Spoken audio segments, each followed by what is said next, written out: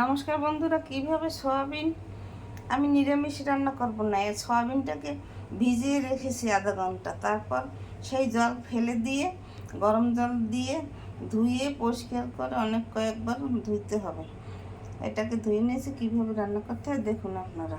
Soybean, আলু আর পেঁপে দিয়ে এখানে পোস্তা বাদাম ফোড়নের জন্য গরম মশলা নিয়েছি, এখানে পেঁয়াজ রসুন আদা নারকেল নিয়েছি, এখানে চুলা ধরিয়ে করে দিয়েছি। এখন চুলায় 1 টেবিল চামচ তেল দিয়ে আমি ফোড়নটা দিয়ে দেব। তার মধ্যে আলু আর পেঁপে দিয়ে দিলাম।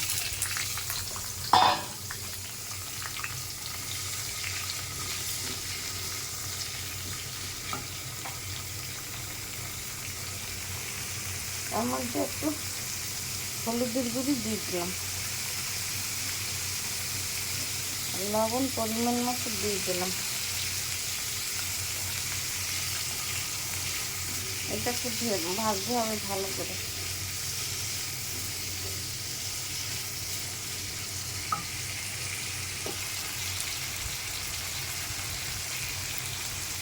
আলু একটু ভাজা ভাজা হয়ে গেছে, এখন আমি সয়াবিন দিয়ে দেবো। সয়াবিনটাকে ভেজে নিতে হবে ভালো করে।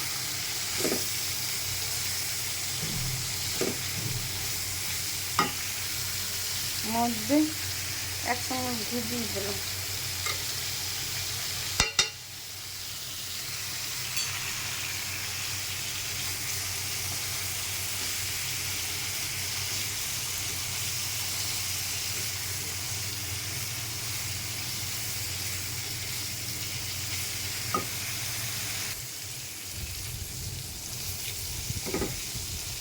আমার সয়াবিন আলু পেঁপে ভাজা প্রায় তৈরি হয়ে গেছে।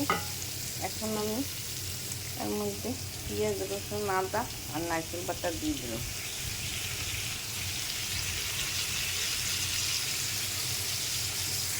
এটাকে ভেজে নিতে হবে কিছু সময়।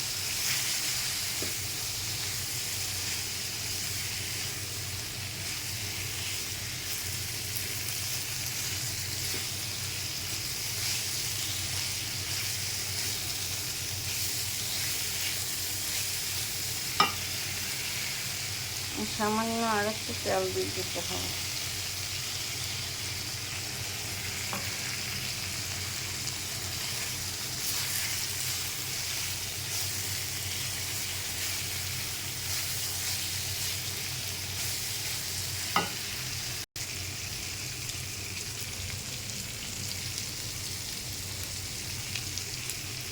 মধ্যে এখন পোস্ত বাটা দিয়ে দেবো।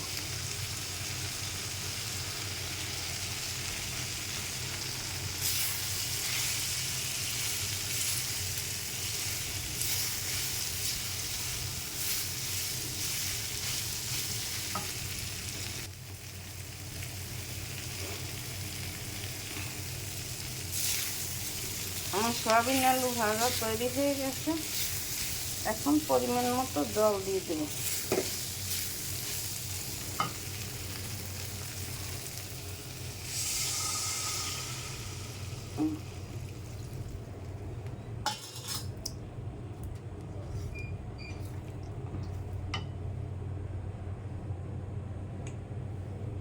এক চামচ ধনের গুঁড়ি, 1 চামচ জিরার গুঁড়ি,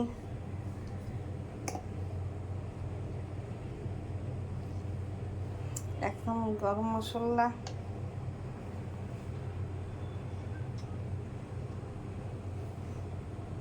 হলুদ 1 চামচ, রঙের জন্য শুকনো মরিচ 1 চামচ।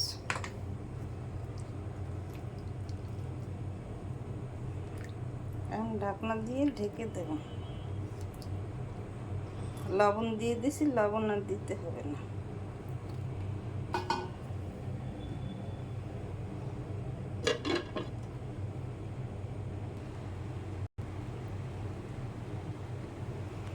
দু মিনিটে ফিরে এসছি।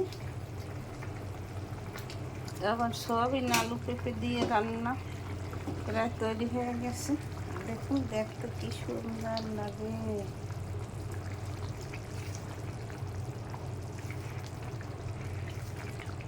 এখন স্বাদের জন্য একটু এই চিনি দিয়ে দেবো সামান্য, একটু পরেই আমি নামিয়ে নেব। এই যে দেখুন আলু আমার সেদ্ধ হয়ে গেছে। দেখতে কত সয়াবিন আলু দিয়ে রান্না কি সুন্দর লাগে, খেতে খুব দারুণ লাগবে। এইভাবে আপনারা রান্না করে খেয়ে দেখবেন, খেতে অনেক সুস্বাদু লাগবে। আমার সয়াবিন আলু পেঁপে দিয়ে রান্না তৈরি হয়ে গেছে। এটা আপনারা ঘরে রান্না করে খেয়ে দেখবেন, খেতে অনেক সুস্বাদু লাগবে। আমার চ্যানেলটিকে লাইক কমেন্ট শেয়ার দিয়ে পাশে থাকবেন। আমার ভিডিও ভালো লাগলে লাইক কমেন্ট শেয়ার দিয়ে পাশে থাকবেন। ধন্যবাদ, থ্যাংক ইউ।